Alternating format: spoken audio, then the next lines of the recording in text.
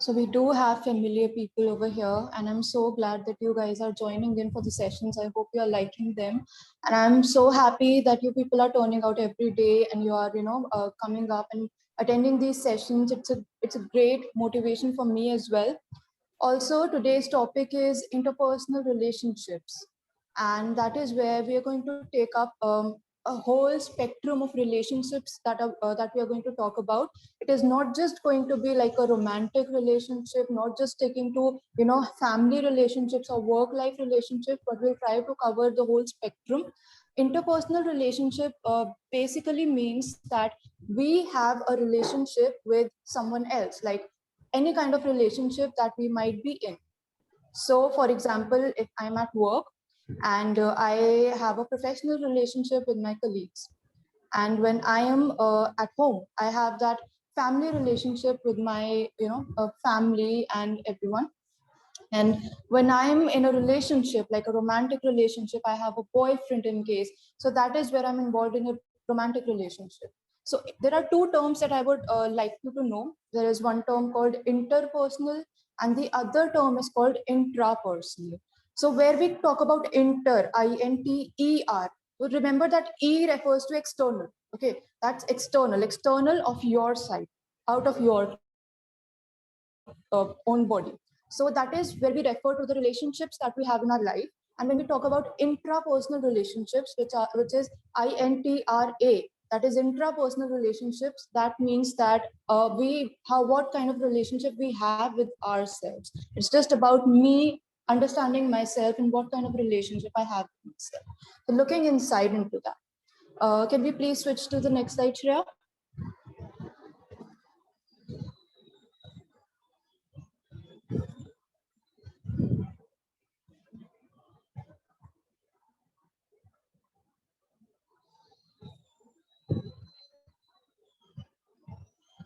Shreya, can you hear me? Yes, thank you so much. So the meaning of interpersonal relationships we have already discussed just right now. Types we have discussed as well. So to start with the session, I would like the audience to be very participative for today. As I have noticed in the last two sessions, it was more about information sharing and less about interaction and activities. So I'm going to try to come up with some activities so that we can interact well, especially when it comes to relationships. The knowledge can be shared in terms of interactions. So as much as you can interact, it will be very welcome for all of us. So starting with the stages of interpersonal relationships, we first have euphoric stage. Euphoria means that a whole new level of happiness, that is like an extreme level of happiness, contentment, all the positive emotions. And you are so impulsive, you are so happy, and you're so driven, you feel so motivated. That is the first stage of relationship, and it lasts from around from a few months to like a year. So if you might have observed that people who are in romantic relationships or people who get married, they first have this sort of relationship where they're attracted to each other, they're very happy, they're euphoric, and they are they cannot just calm down, they're so happy. The second stage that comes is early attachment stage. Early attachment stage is the stage where we connect with our partners, where we understand who they really are, where we understand what they have been through. We develop understanding towards them, and they develop understanding towards us. The meaning in that relationship starts from the second stage onwards. The third is the crisis stage. In any kind of relationship, let it be romantic or maybe a family relationship or maybe a work relationship, we have observed that we tend to get into fights. We tend to get into disagreements, and that is where conflicts arise. So this is the stage of conflicts, and it's very important, just to let you know, that it's very important to have conflicts as well in a relationship, because that is where we understand what the problems actually are, and that is where we can actually try to find the solutions to them in a long term pattern. So the third stage is crisis stage, where we tend to develop conflicts with the partner, let it be romantic partner, let it be like a work professional, whoever it is. And the last stage is deep attachment stage. So deep attachment stage basically is after we have resolved the conflict, after we have solved the problem, and it's after which we tend to understand each other even better. We understand each other's thinking patterns, working patterns, behavior patterns, personality patterns, and that gives us a whole new insight and understanding towards each other. And that is like something that is needed in a relationship to be maintained. So these are the four stages that basically every individual goes through in any kind of relationship, and these are the stages, very crucial ones, and this is how it comes from one stage to another, it proceeds in such a manner. Moving along the next slide.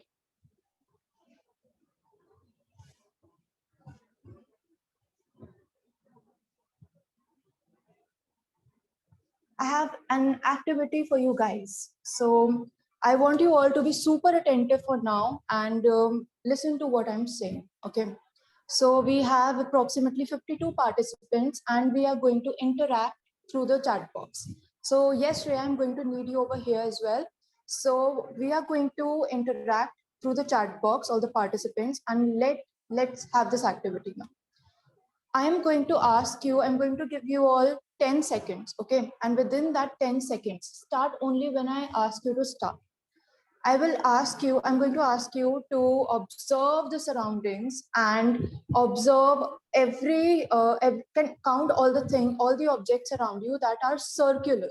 Any kind of circle that you see, a full circle, not semicircle, not incomplete circle, but a full circle object that you see. It can be like designs, it can be it can be on the poster, any kind of circular thing that you see, objects or designs, we have to count them.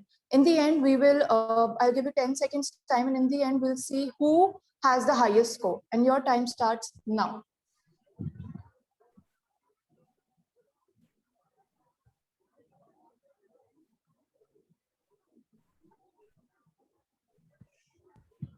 So stop, everyone stop. And now use the chat box to communicate how many circles did you count. How many did you count, Shreya? I don't know if I can count them, but I have counted like 6, 7, and 8. Right. Okay. All right. That's great. Everyone else is doing great as well. People have counted up till 30. Oh my God, that's amazing. In 10 seconds, people are able to count so many circles, like 15, I couldn't 14, even look around 30. my whole room. That's the beauty of this activity. Now we have 10, 11, 5, and people have done really well. 16. That's great. Now I have a question for you all, including Shreya. How many rectangular objects did you count while this activity was going on? Use the chat box, everyone. Around 4 to 5, I guess. Did you count the rectangular objects as well? I didn't, but I mean, my laptop is rectangular, so I think that also counts. No. Did you, like when I told you to do the activity, did you consciously count the rectangles or did you just count the circles? No. So tell me about that count. Consciously, no, I didn't. All right. None. There are people who have counted them. Okay. And we have 0, 0, 5, 17. All right. Great. So as far as I can see, people have been doing well with this activity. Now, how this activity turns out to be, when we are focused, when I told you to count the circular objects around you and only the circular objects, you were focused on counting only the circular objects. You somehow manage to avoid thinking about all the other objects that might be around you, any kind of other design or any other kind of a shape of object that might be around you. You were just focused, and your eyes and your mind was focused on circular objects. Is that right, Shreya? Yes, I agree. Right. So this is somehow how our mind works as well.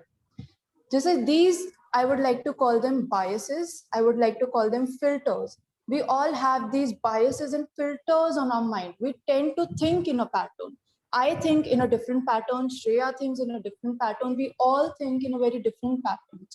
So what makes us different from each other are these filters, are these biases, are these patterns of thinking that we have, that we have provided our brain with. So when we think in a way, like we have three types of people in the world. One are optimists. These are the people who just, focus on the positives of life. There are negative people, which we call pessimists. They tend to focus on the negative aspects more in life. And then we have realists. Now realists are the one who try to analyze both of them and try to pass a judgment. They're into deeper thinking process. So this is what happens with us. These three type of personalities are everywhere around us, and this is how our mind works. We have provided our mind with a filter over here. Now this filter is somewhere down the line, it is taking us away from the reality. So if I talk about the activity, there were all kind of objects over here, right? You just focused on the circular one consciously because I asked you to. That is how our mind works. Our mind is told unconsciously about what to observe, what not to observe, and that is what exactly it observes. And this is how our mind has been trained. So now I'm going to ask you all to keep an open perspective about everything. Let's not stick to fixed patterns of our mindset. Let's not, have these filters in our minds and just broaden them up a little bit so we can have more information collecting into our mind, so that we can have a better analysis and we can, get to better judgments and better understanding and thinking levels as well. I hope you guys like this one. Moving along the next slide.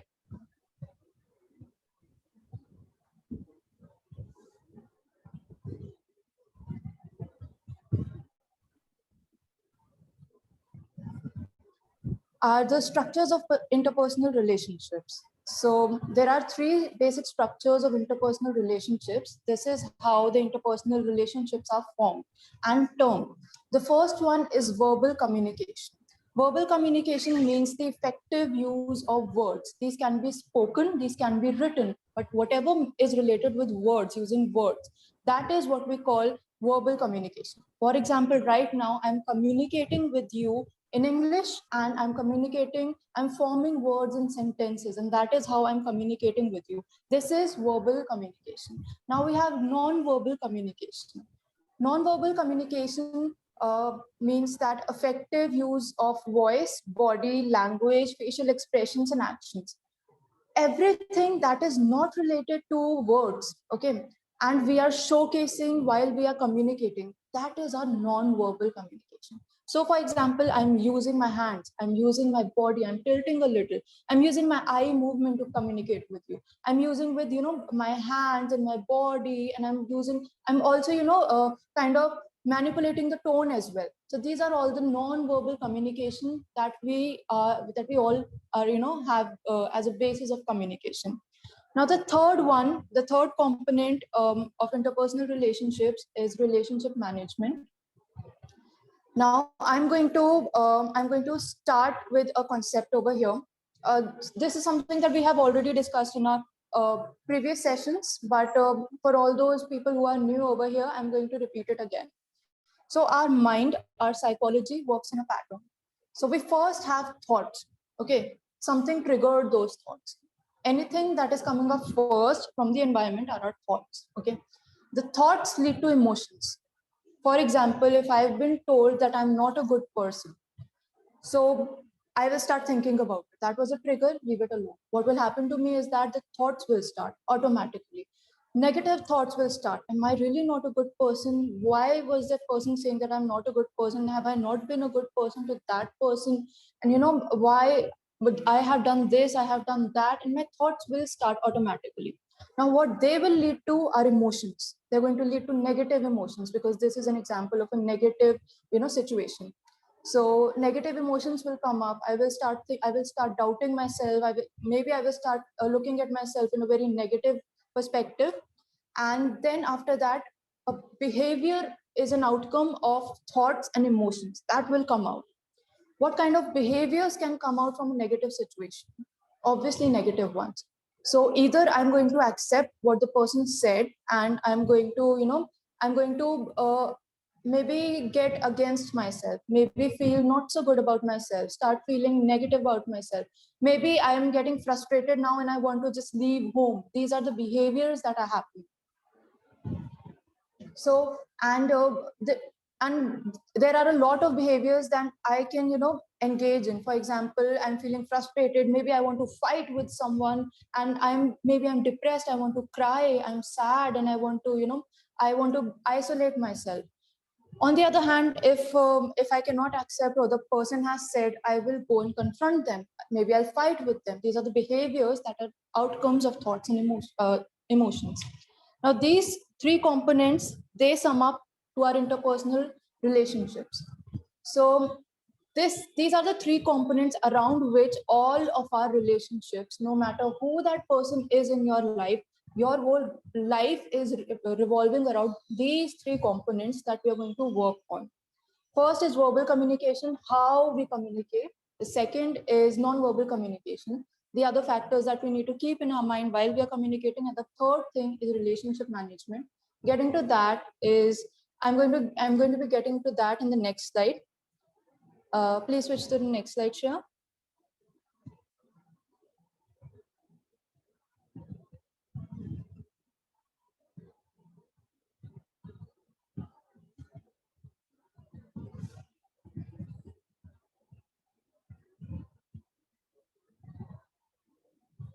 All right. So what exactly goes wrong in interpersonal communication, in interpersonal relationships? What is that can go wrong? So I'm going to be talking about thoughts, emotions, and behaviors in this very slide. So thoughts are comprised of, talking about the negative aspect of the interpersonal relationship and interpersonal communication. We are going to keep in mind that these are the negative aspects of them. These are the problems that we are focusing on. We are trying to, understand what are the majorly what are the problems in interpersonal communication. Within thoughts, there are irrational thoughts. So, for example, the person has a very extreme thinking, what we call extremist. So, if the person has extreme thinking, a very positive or a very negative person, that person is diverted from reality, right? Now, the other person who is, who has reality basis, who is, stuck up in reality and can have that genuinity around them, these are the people who are going to have conflicts with the extremist. This is where the conflicts arise, because the other person is, not sticking to reality, they're into some other extreme. Lack of communication. So if a person thinks that I don't want to talk to this person, or or they think that I don't need to initiate a conversation, or they think that, okay, even if the things are going on in that are going wrong in that relationship, it's okay, I don't want to communicate. So lack of communication causes more of conflicts over there. The third thing is automatic thoughts and emotions. So this is a relatively new term for most of the people, I think. Automatic thoughts and emotions are a component which comes out of our human tendencies.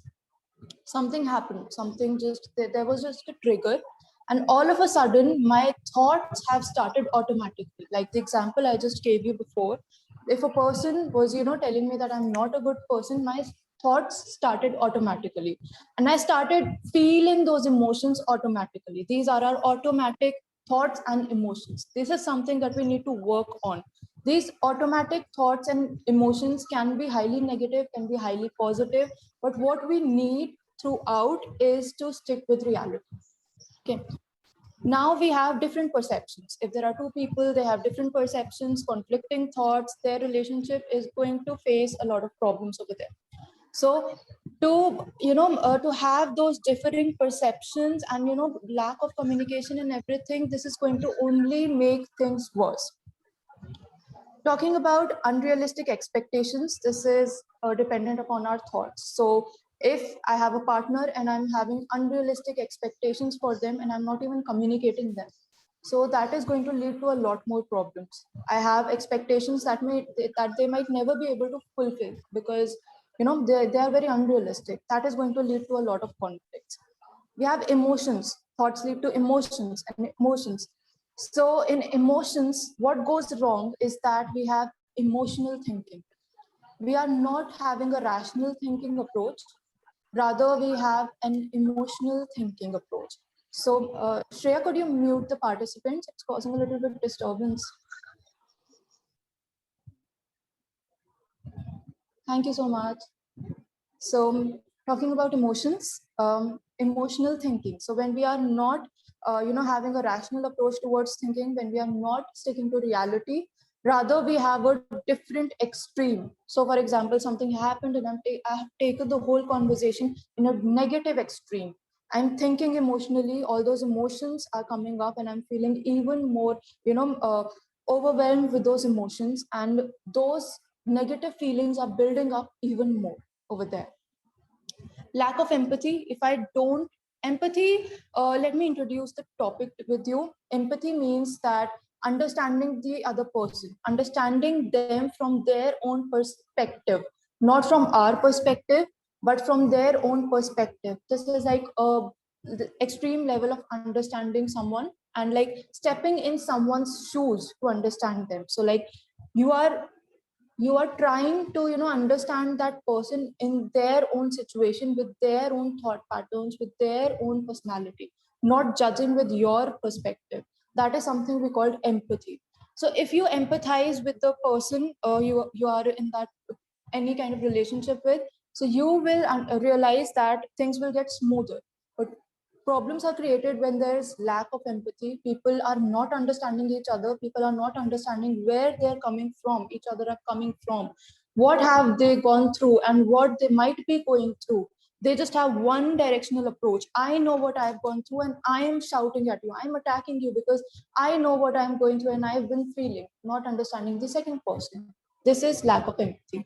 Lack of mutual respect, it's self-explained. We have emotional communication. So just sticking to the emotional communication, not about what's causing the problems in that relationship, not about what are the solutions, but just emotional communication. You did this on that date, you did that, you have done this, you have repeatedly done this to me, and everything of this sort. These are emotional communication. These are only going to magnify the feelings, the emotions, and the negativity of the situation. These are going to make things worse. What we need to do is, have a more rational approach towards it. Lack of intimacy or love. So, for example, there's a marriage, and it happens in a lot of marriages that the intimacy or the love gets reduced with time, or conflicting factors. This is one factor that causes other factors to trigger. So if there's less reduced intimacy and love, that is going to lead to a lot more problems that I have mostly covered. Then we have behaviors. So in behaviors, we have seen that ineffective verbal, non-verbal communication leads to conflicts, leads to problems in interpersonal relationship. So for example, my words are saying something else and my body language says something else, then it's going to cause a lot of confusion for the person who is, trying to understand me. Now, if my words are not so meaningful, as in I am not saying what I'm wanting to say. In my head, there's something else, and I'm saying something else. That is going to cause a lot of confusion. And for non-verbal communication, so for example, if I may take an example, if there's a person who is being very angry and aggressive, now this person's body language is aggressive. Okay, the person is angry, and they are trying to calm things down by their words. They are saying, "I'm okay." Now, this is causing conflicts, this is causing confusion, and this is leading to even more conflicts in that relationship. So we need to make sure that our verbal, that means our words are effective. That means that our words are meaningful, they describe and they explain what exactly we are feeling, or close to that if we are not good expressors. Now, non-verbal communication is our body language is expressing what we want to express and not creating conflicts between the two.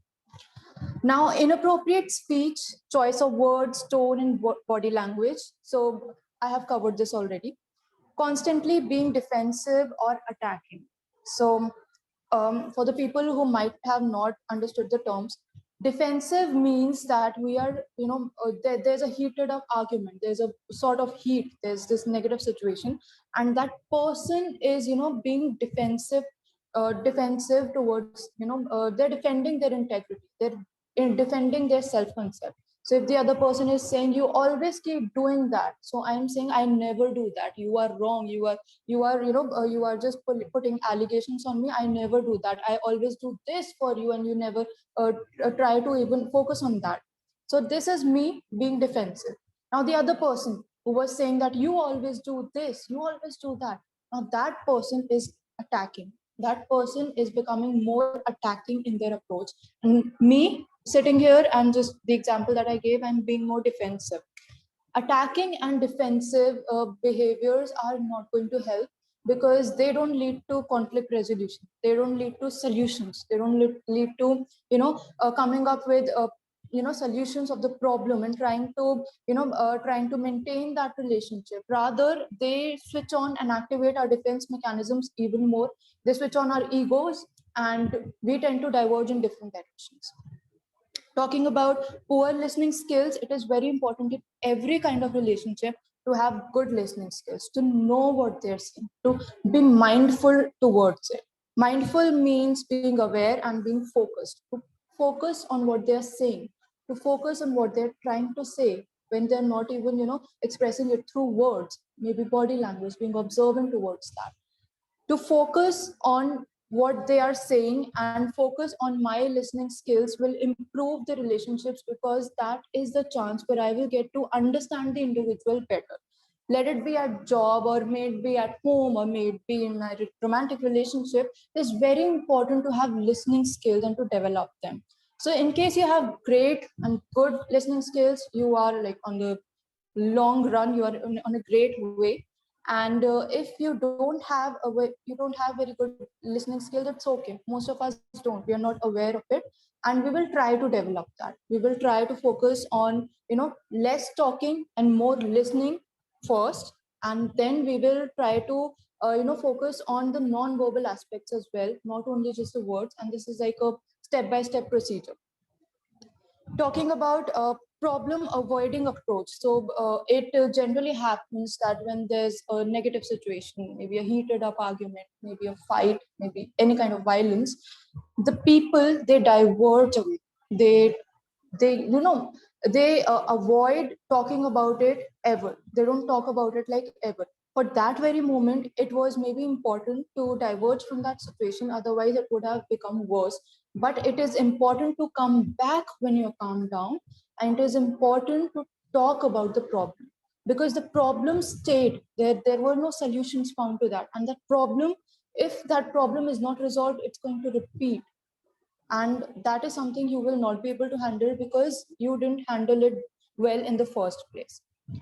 Now, lack of communication of needs. That needs means perceptual. We have a behavioral and material. So if I'm in a professional relationship with my colleague, and I am not communicating my needs about my career, about what I want, about my goals and my aims, that's going to lead to a lot of conflicts, because the person doesn't know what I'm expecting out of the whole professionalism and the whole professional setup organization that we are running. If I'm not communicating what are my perceptions about things, or what are my behaviors, okay, so how I behave in certain circumstances, and what kind of behaviors I would like to avoid by avoiding those circumstances, what are my material needs, how much money am I expecting from this organization, what are my goals that can be fulfilled in the future, these are the things that can be covered only if I communicate my needs with the other person. So if I'm lacking there, that means the whole process of communication is going down.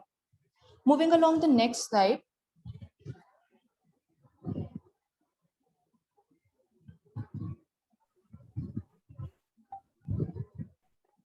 I have another activity for you all, and let's get to that.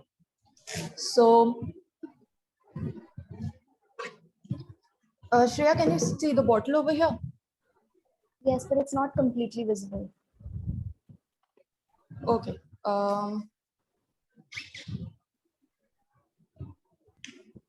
Is it now? Yeah. Yes. Yes.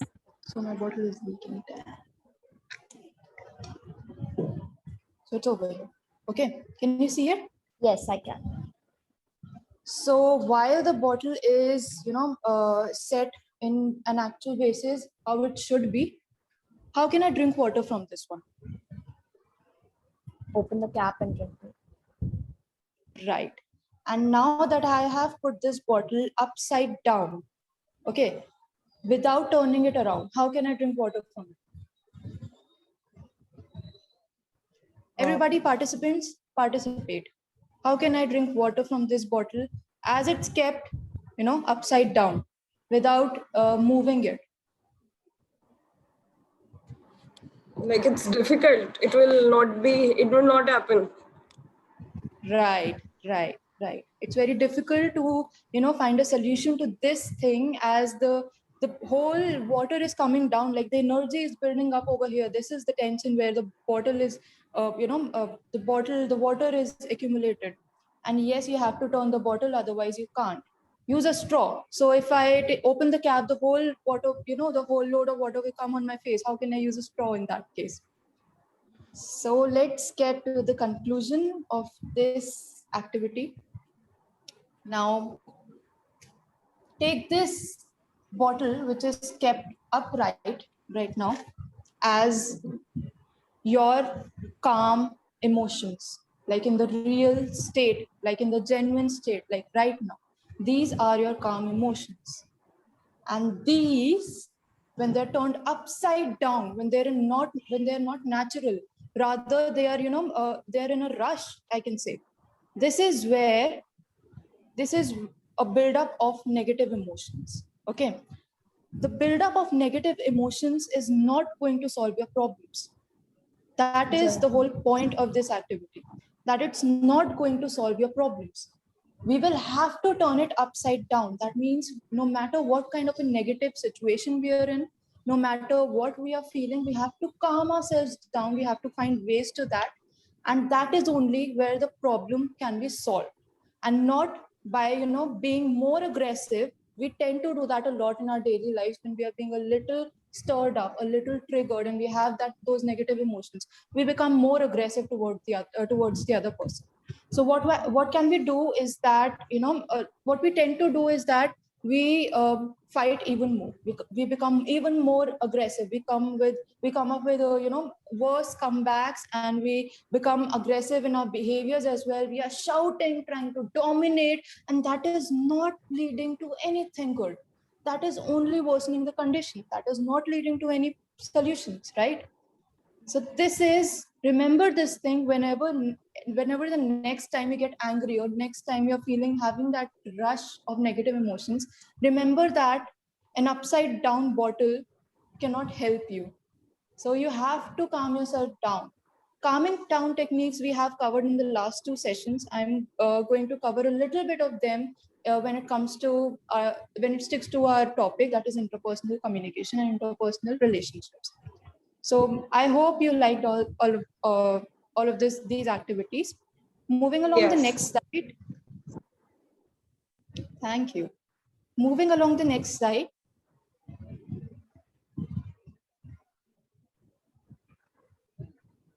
There's a slight lag in the PPT share. I didn't get you. Can you please There's a repeat? slight lag with the PPT.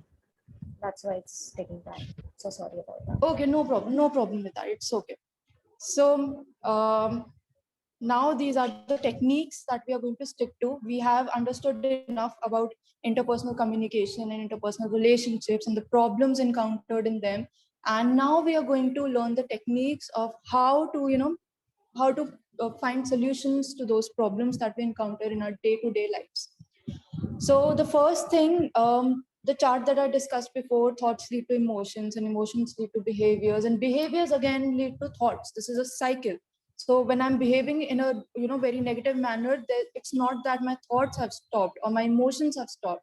They are running in circles. One thing is activating another one, but by the time we come to behavior, all three aspects have been activated, and then they go back to the thoughts. So my thoughts are activated again in a new direction. Maybe new thoughts are coming up, and then new emotions are coming up, and new behaviors are coming. This is a cycle, a vicious cycle that keeps happening. Now we're going to focus on the techniques. The first is related to thoughts. which is rational thinking. Now, we have discussed enough about rational thinking, but we are not very sure about what rational thinking actually is. Rational thinking, you can take it as factual thinking. Okay.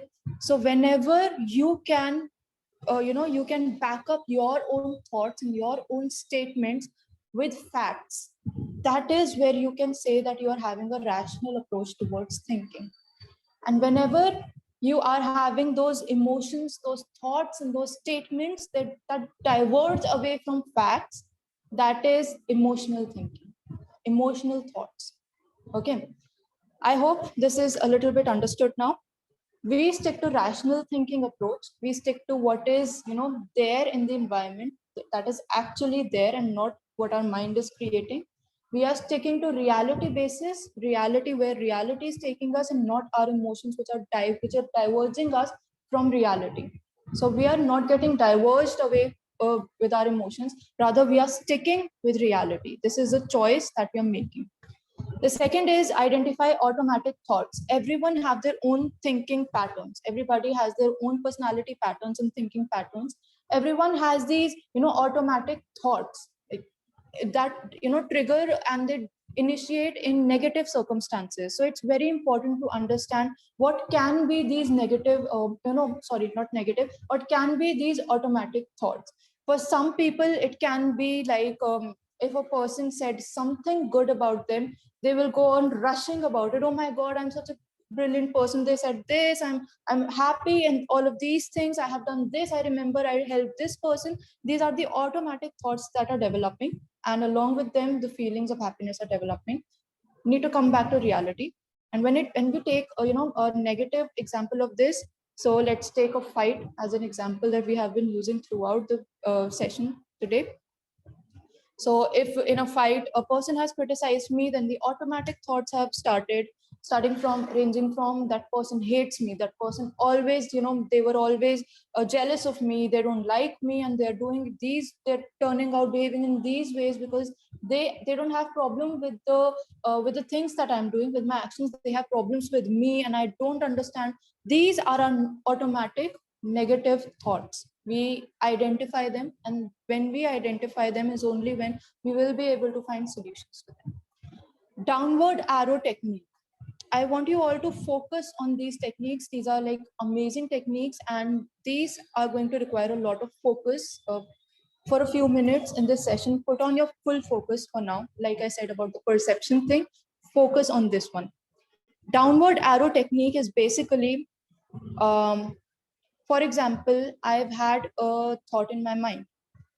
All right. Let's say this thought is that my XYZ friend is not a good human. Okay. Because she did this to me. All right. Now, the downward arrow technique will mean questioning that thought. I will question that thought. That why am I thinking that she's not a good person? So, because she said this to me. So, for example, this is the second statement that we are getting because she said this to me. So we questioned that. Why did she say that to you? So maybe it was my fault also. That is where we tend to, convert our negative emotions, and we we come back to reality again and again by questioning our automatic thoughts, by questioning our negative thoughts. Wherever we feel that we are, falling in the patterns of overthinking, we need to question our thoughts one by one, and we need to, ask the rational basis, the factual basis of that. What are the facts saying? Not my mind, but what are the facts saying? What are the realities saying? Now, we have focus on conflict resolution. So happens a lot of times we are focusing on our egos, and we are focusing on the negative aspect of the relationship. We are focusing on what has happened, what keeps happening, and this will happen again. We are not communicating about it. Also, these cause a lot of toxic patterns within that relationship that tend to magnify with the coming days. So that is where we focus our attention away from our ego, away from, all these thoughts and emotions in the past experiences and everything. we focus our attention on conflict resolution. So if I have this relationship with this person, let it be professional, let it be a family member, if it's my mother, maybe it's my brother, maybe it's a friend, maybe it's a romantic partner, maybe it's a colleague. So I have this relationship with that person, and that relationship was built on some foundations, right? There were some factors that you committed to when you got into that particular relationship. So remember that and stick to those foundations, stick to those factors of foundations that that founded your whole relationship, and get back to the roots, get back to how it started, and start communicating in that very manner. Start resolving those conflicts in that very manner. I hope you're getting that. Gather facts, like I've always been emphasizing on.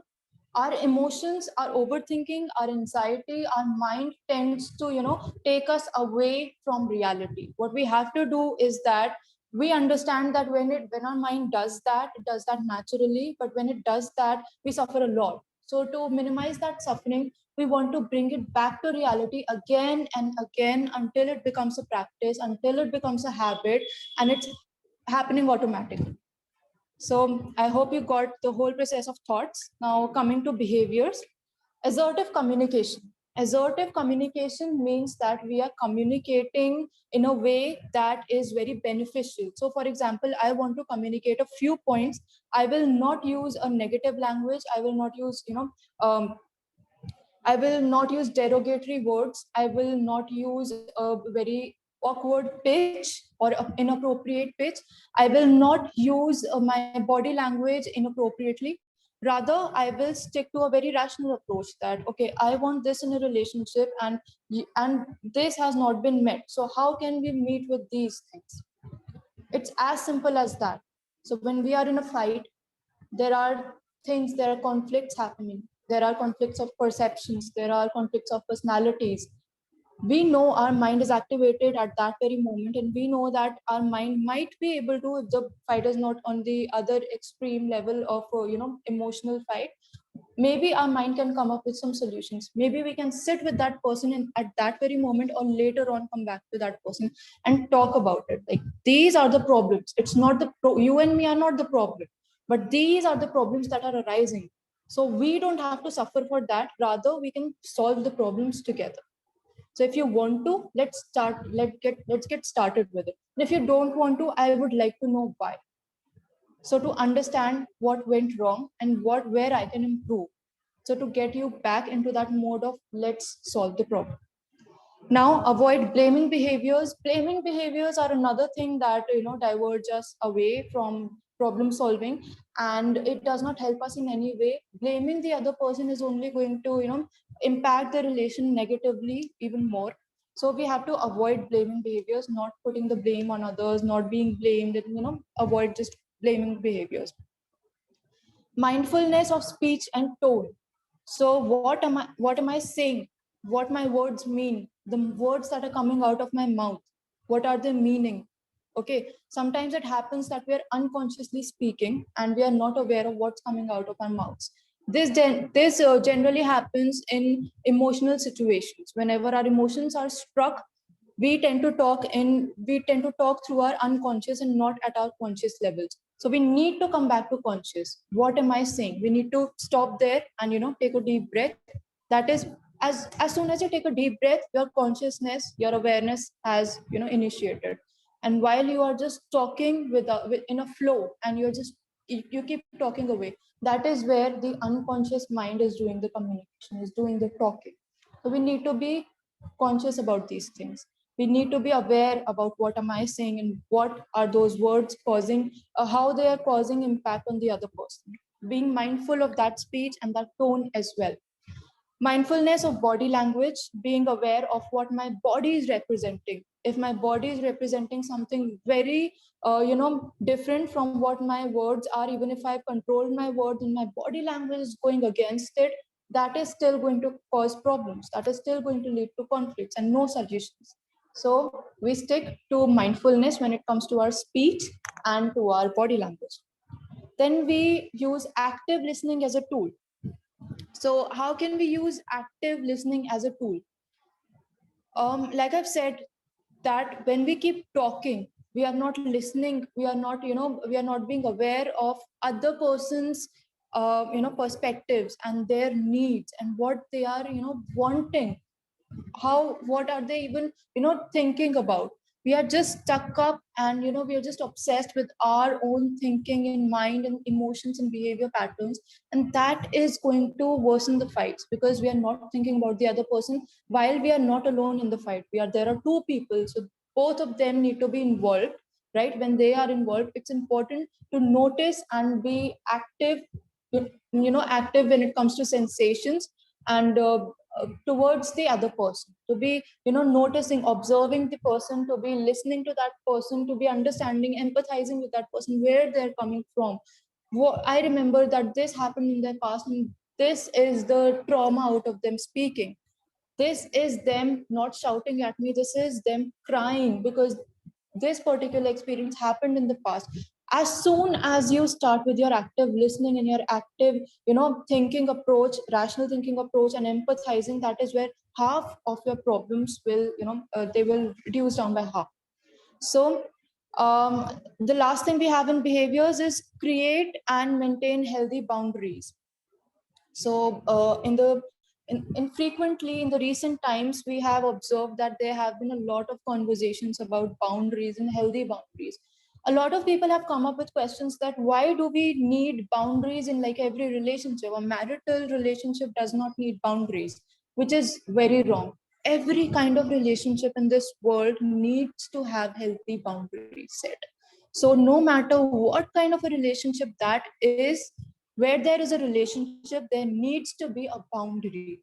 You need to you need to mark that boundary, that this is the boundary, and please don't, this is my safe space, and this is where I am at my vulnerable side or maybe happy side, and this is me, and I don't want you to cross that thing. Communicate about, form boundaries, do not overindulge in each other's emotions and experiences and behaviors. Why did you do this? You did not tell me about it. Why have you been doing this? You have been doing this without my information. These are the things where we need to set boundaries. Coming to the last point of the session, we have emotions. Rational thinking and communication has been discussed before. Empathy has been discussed before. Third person thinking is something that I'm going to discuss now.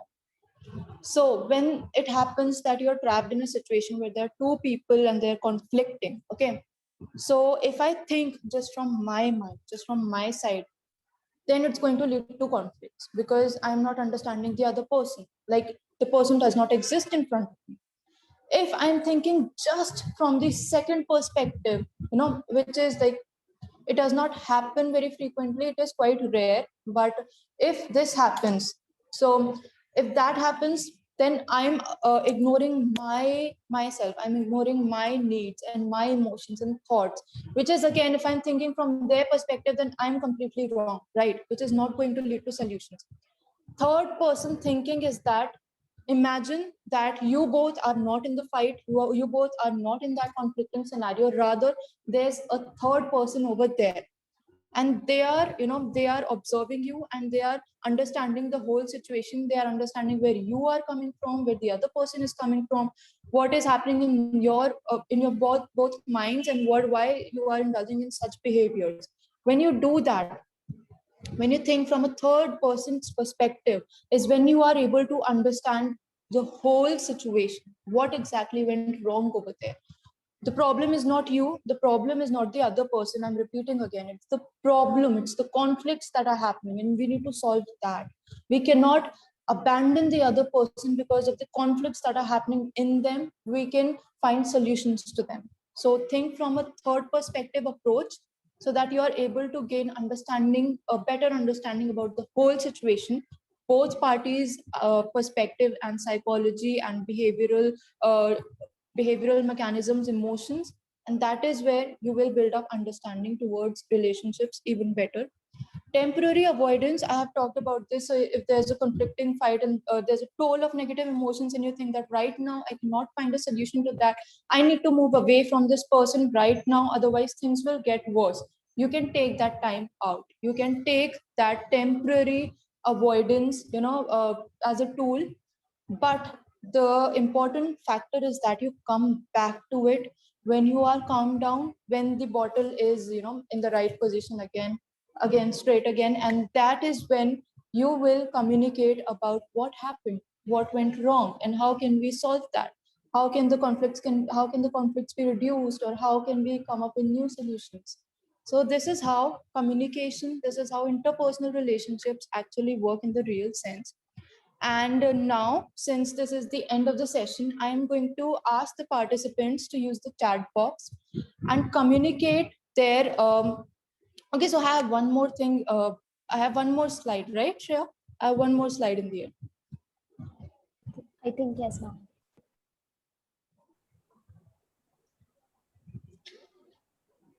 Should I move on to the next one? Yeah, please. Sure.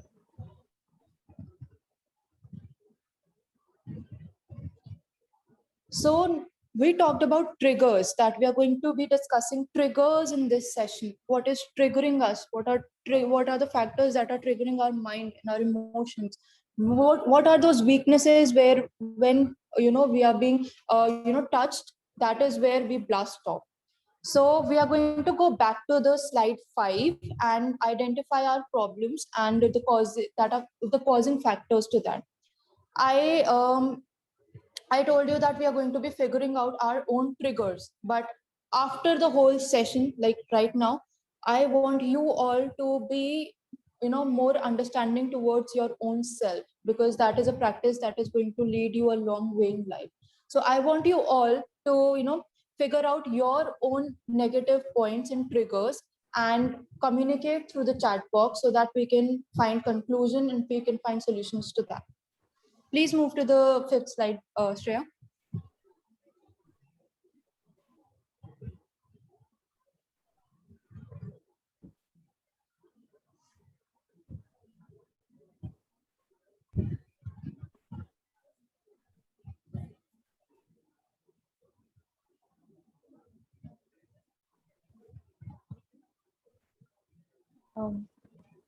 Are the slides changing? Yeah, they're changing. Yeah, can you please let me know which slide you want me to go to? There was problems in interpersonal Yeah. relationships. Yes.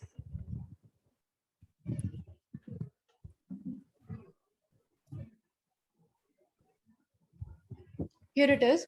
So these are the potential problems in interpersonal relationships. Now read all of them and note them down, either on a piece of paper or in the chat box. I want you all to communicate your problems through the chat box so that we can have this interaction, and I can help you guide. I can help you with guidance.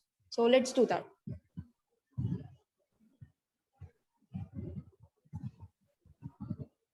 Shreya, you may ignore this one if you want to, but if you feel like, you can, interact in this one as well. It's up to you. However you feel good about it. People are not able to read the slide. Just a second. Those who I think everything's okay. people who aren't able to read the slide, can you please leave the meeting and join again? There might be a technical issue. Actually, the slides are going well. I think there must be problem in their own gadgets and maybe connection. So I'm going to read them out so that all the people who can't read it can understand what are the factors over here that we are going to be talking about. Irrational thoughts. First, we're talking about thoughts box, irrational thoughts, lack of communication, automatic thoughts plus emotions, different perceptions, unrealistic expectations. This was the thoughts box. Note down all the things that you feel are related to you and communicate through the chat box. Emotions, in the emotions box, we have emotional thinking. Opposite of rational thinking and factual thinking, we have emotional thinking.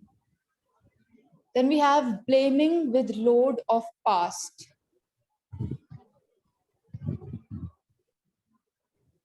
Then we have lack of empathy, lack of mutual respect, emotional communication, lack of intimacy or love.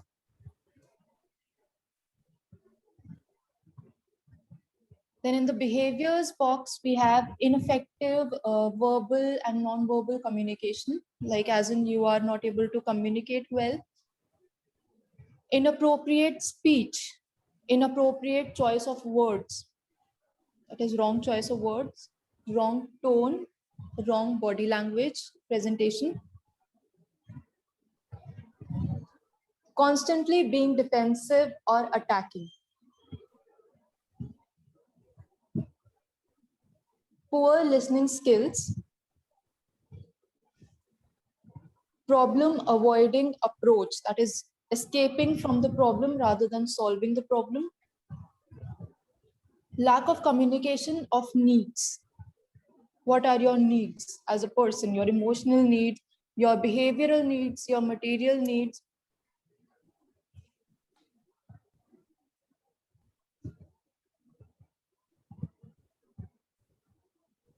All right, so now that I have dictated all of these components, I'm going to start with taking up each and every comment and answer of yours.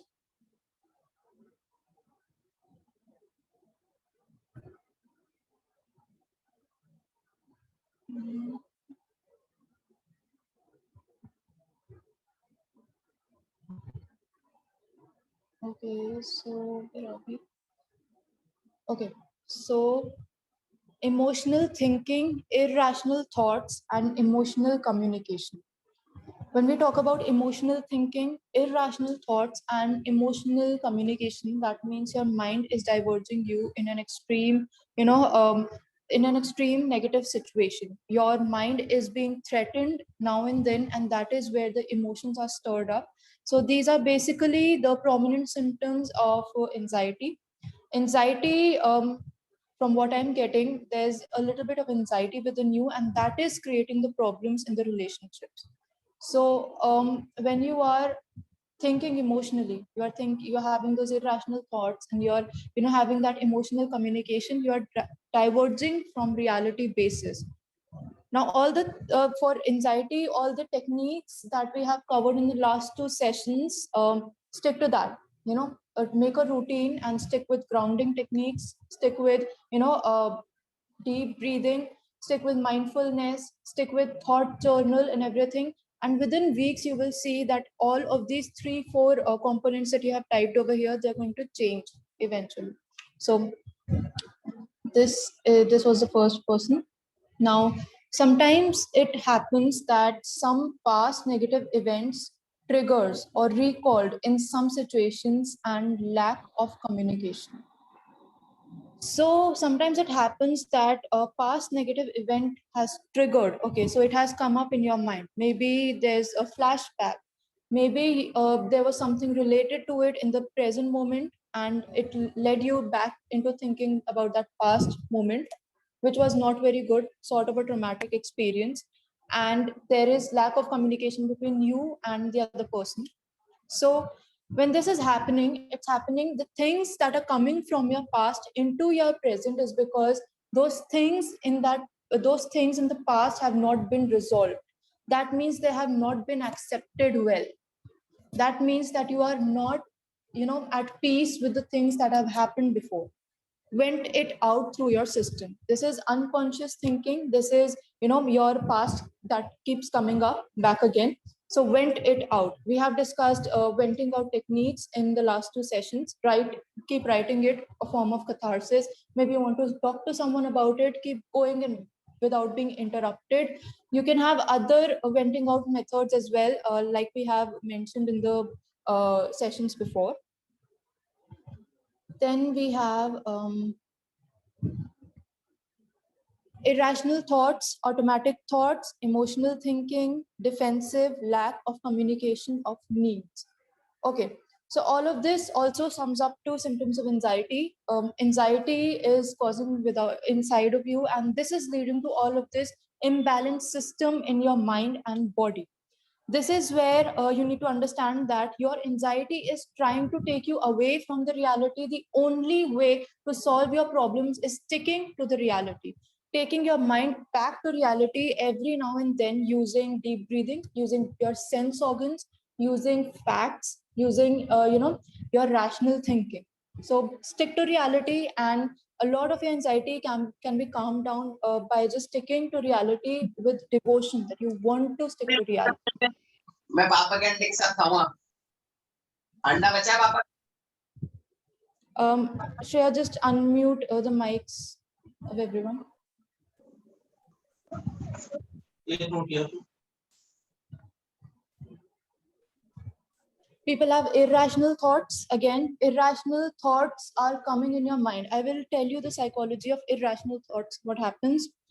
Our mind has a tendency to think, but when we have those symptoms of anxiety, maybe we don't have anxiety, but we have those symptoms of anxiety, we have those overthinking tendencies.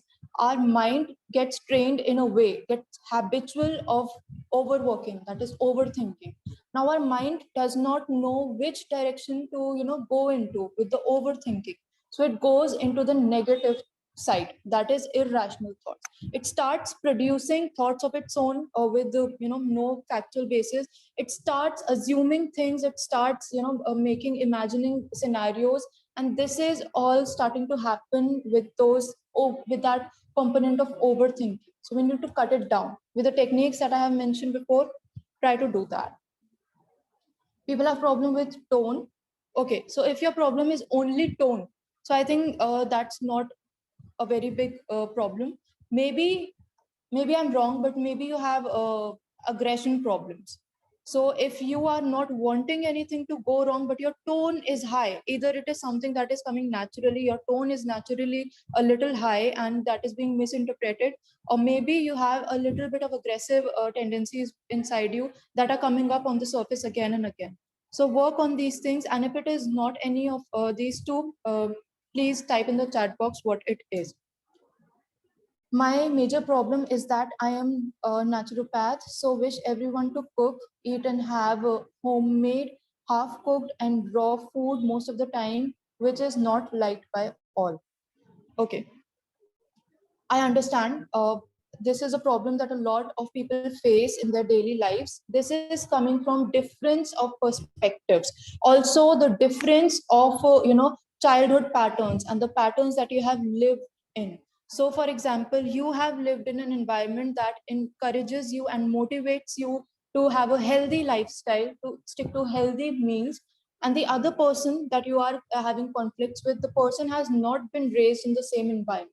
You need to understand that they have been raised in a different environment. They don't have the same motivation as you to stick to healthy routines, healthy diet, and healthy lifestyle.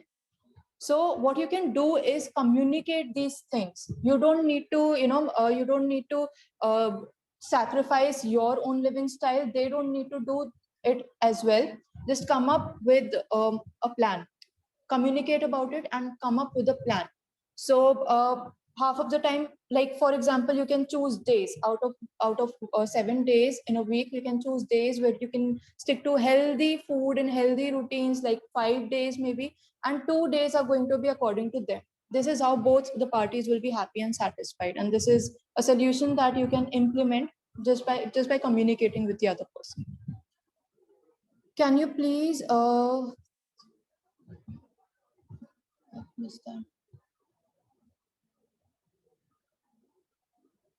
Okay, can you please clarify yesterday's question, which was how do we handle toxic people whom we have to tolerate on a day-to-day life? Okay, so first of all, the thing is to understand if the person is toxic or their habits are toxic. So for example, let me distinguish between the two. If the person is toxic, they will impact your life negatively by talking in a toxic pattern, behaving in a toxic way, and loading you with negative emotions, maybe gaslighting, maybe manipulating, maybe making you fearful, maybe dominating. So if the person is having all these having accounted to all these factors, that means the person is somewhere toxic as used in the day-to-day life language, but we don't use it that way.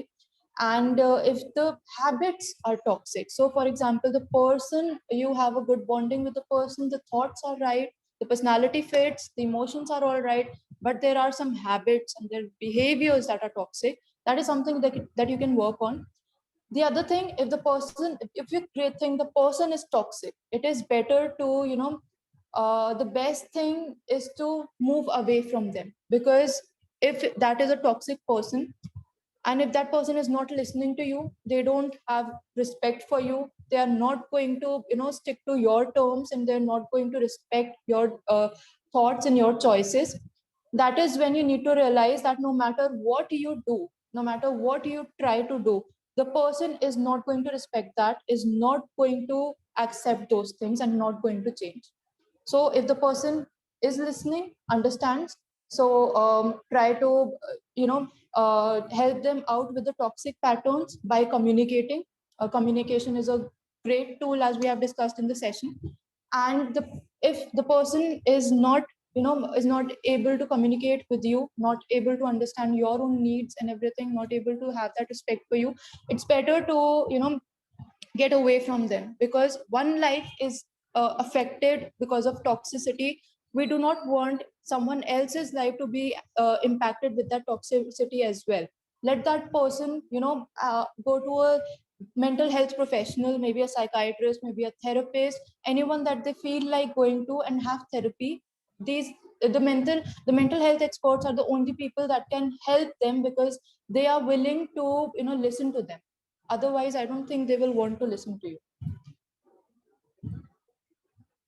So there's lack of communication.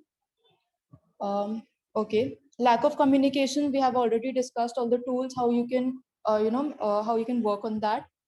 Keeping it all in and then exploding it all at once, right? So this is something that happens with a lot of us. This is something that I've also mentioned in this slide. It is blaming with load of past. So what is happening in the present is not focused on, and that is not the only problem. The problem that is coming from our side is the load of past, the events that have happened in a certain manner, and we come up with that and we are exploding with them.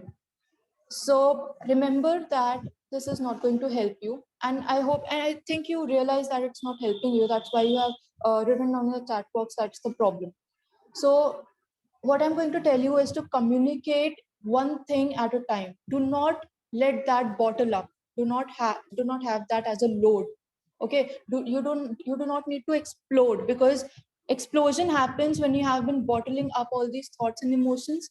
Rather, communicate them. There are times when you need to compromise. There are times when they need to compromise, but both parties need to compromise and come up with solutions, and need to communicate about everything that is happening. Could you please talk about anxious, insecure, avoidant attachment styles, and how they play a role when we choose to be in a relationship with someone? Can we change our attachment styles? How? How do we identify a secure relationship? Okay, so this is a very long topic, and since the time is up already, I promise to take that in the upcoming sessions. We have 2 sessions left, and in any one of them, I'm going to take up this topic in brief, because this is time consuming, and since we will need to get into depth and to understand the whole process of how it goes, we will take it up later. Blaming with load of past. So like I've discussed with someone else, you can use that tool. Lack of communication of needs. Lack of communication of needs is something that leads to a lot of conflicts in a problem in a relationship. So when you know the problem is that you are not able to communicate the needs, that means you need to be more expressive. You need to communicate more. So if the other person is not communicating well their needs, you need to motivate them. you have a way with the person, right? That is why you're in a relationship, with that sort of relationship with them in the first place. Use that way as a tool, that foundation as a tool, and communicate with them, motivate them, and tell them the facts that if we don't communicate of what is needed, then it might lead to consequences. Communication of needs is very important, and if not all, at least stick to communicating the the most needed, the most the things that have been most intense in terms of your needs.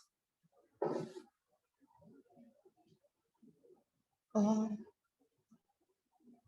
I respect everyone's style of eating, but at present scenario, I want everyone should have good immune system. It gives frustration many a times, but this different opinions, I get negative thoughts. Okay, so I need you to understand that in the pandemic, let's talk about the pandemic. In the pandemic, we have been encountering a lot of problems, physical problems, mental problems, and we have been having conflicting relationships within the family, within households, and this is all happening because we are spending so much time with each other as we have never spent before, and we are not trained in any way to do that. Frustration is arising, negative emotions, negative thoughts are arising. So if we stick to this approach, then that is going to only lead to more, everyone is frustrated. Try to understand that it's not just you who is frustrated, but everyone in your family, outside your family, everyone is frustrated to some level, and we need to bring down that frustration. So if you're frustrated with these facts, communicate them effectively with your family and tell them why you are saying that. Tell them that I am not sticking with your approach alone, and you are not sticking with my approach alone. No one is sacrificing anything. Rather, we should come up with a plan. Sit with them and make a plan. Okay, make a plan and stick to it. It's okay if in a week, if you're eating like one time or two time, if you're having junk or outside food, it's okay. It might be infectious, but you can ask them to cook that thing at home. Maybe practice that as cooking skills. Maybe you try to educate them as to why you are saying this thing, but communication is important. Feeling like I'm not good enough, beautiful, and the other person will leave me or not choose me at all in the first place. Always trying to know if I matter to them as much as they do to me. Self-doubting behaviors. Um, that is this generally arises out of weak self-concept. So you have doubting behaviors towards yourself because you are not confident in your own skin. You are not having a very strong and a positive self-concept. So for example, if you were the same person with a strong self-concept, you would not care if the other person likes you or not. You would go with the flow, right? A lot of us are like this, that we do not, it does not matter if the other person likes us or not. They will stay if they feel like staying, but I am not going to change because I am this way and I love myself. So this is a thing that you are certainly lacking. Try to strengthen your self concept by exploring yourself, exploring your personality. Try to indulge in hobbies. Try to indulge yourself in things that make you happy, and you need to understand yourself better. And okay, no one can tell you that the person is going to leave you or not. Even the person will not be able to tell you that, but you should be strong enough in your own skin to handle everything or anything that comes through. Okay, so we are becoming stronger and we are working on our self concept. Sometimes I keep constantly crying without even realizing the reason. Looks like my body is forcing me to vent out my emotions. Is it anxiety or depression? Sometimes I keep constantly crying without even realizing the reason. Okay, so if this has been happening for, I mean, this has started since the pandemic. I would say that this is the cause. The causing factor could be the pandemic, because the pandemic has led to a lot of emotional instability, mood swings, and frustration. And there are so many conflicts in the deeper sides of our mind that we are not aware of and we are not able to understand. Second thing I'm going to ask you to do is connect with a mental health professional. They will be able to guide you personally better with this. And I would advise you this: connect with a mental health professional. From the way I'm perceiving it, it looks like this is not the first time, and this is a repetitive pattern that keeps coming up in with some gaps. So this is something that the mental health professional will work on. The expert in the field, let it be a psychiatrist, a psychologist, anyone, they will be able to work with you better in this regard. Okay.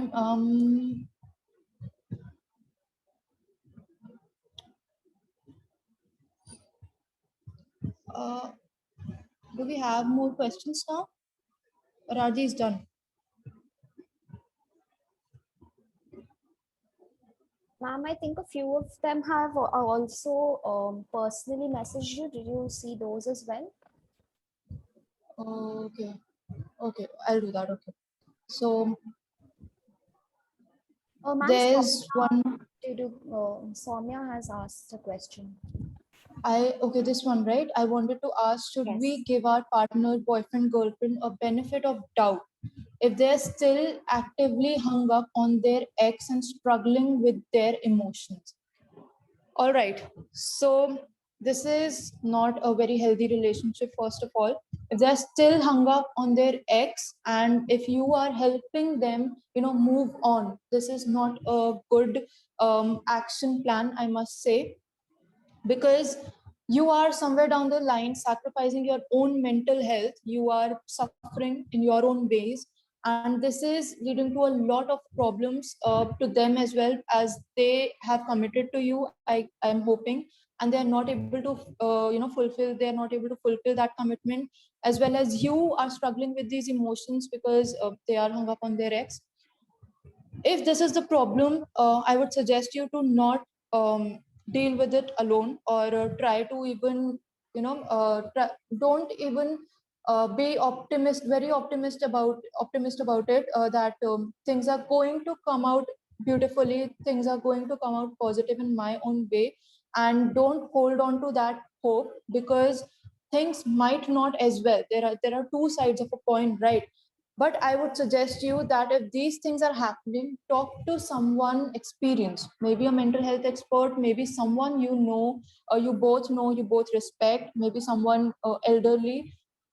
Just communicate these problems, communicate solutions. This is something that you might not be able to handle alone. So focus on that.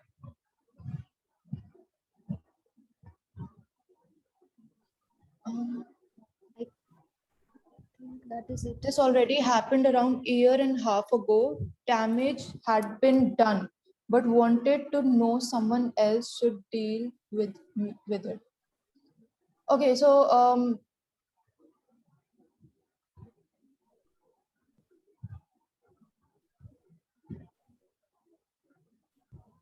I wanted to know how someone, right. So I have mentioned how to deal with it, because, like I said, do not hold on to optimistic hopes. Do not be highly optimistic about the possibility that the person might just forget the ex and come back to you, and have those emotions and feelings for you.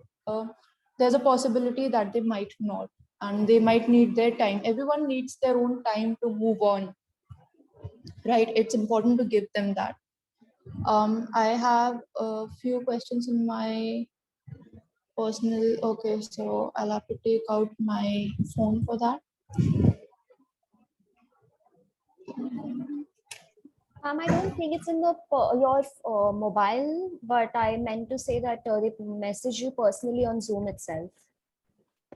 Right, so I will have to have a look at the chat, right? In the direct message I have them. I recently broke with, okay. So I recently broke with my partner, but my partner isn't ready to do, and he keeps telling me about it. I feel frustrated regarding this, madam. How should I handle this? Okay, so you have recently broken up with your partner, I'm guessing, and the partner is still hung up on you. The partner still has expectations from you, still wants to, be in a relationship with you, and you feel frustrated about this, and you're feeling frustrated regarding this. How should you handle this? We're going to talk about boundaries over here. So you have communicated that from your side the relationship has ended and the person is still holding on to you. Remember this point to not entertain them. Do not entertain them. They are trying to have you back, and they are trying to maybe use your emotions, maybe not in a clever way, but they are they cannot deal with the breakup, and they're wanting you back in any way. So if you don't want the relationship, you don't want it to go this way. Rather, communicate this thing with them. Tell them that no matter what happens, this is not going to happen, and this is why I'm going to do this. Maybe block you. I'm going to do this. I'm going to take this step. It does not mean I'm being very harsh. It means that we all need time. We both need to set boundaries, and I'm setting them over here. Try this approach. It might help you. I don't think I have. Okay, I do. How to speak openly with partner. Okay. How to speak openly with partner. This is something that has been discussed in the session. And remember that whenever in life you are facing any kind of problems, any kind of situations where even if they seem like they are new ones, the solution can be found in the roots. Getting back to roots, going back to roots, remembering where it started. Okay. So if you go back to the roots, the foundation, what was the foundation of your relationship? Where it all started? What are the strengths of your relationship? Hold on to them and start with, using them as a tool to communicate. So it is very important to communicate openly with your partner, and bit by bit, step by step, to not just load them with information on one particular day. Bit by bit, make it a habit of theirs that they are attentive towards you, that they can accept that okay, you are starting to open up, and communicate why opening up is important, and they need to as well, and encourage them and motivate them to open up with you.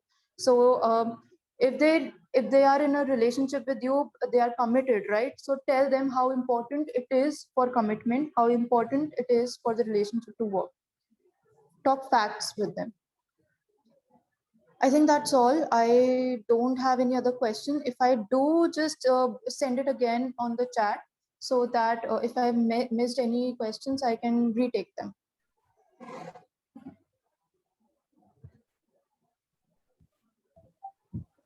I think that is it. There are no more messages on the chat. So All right. All we right. can So I think we can end the session now. yes, we can conclude. Thank you so much.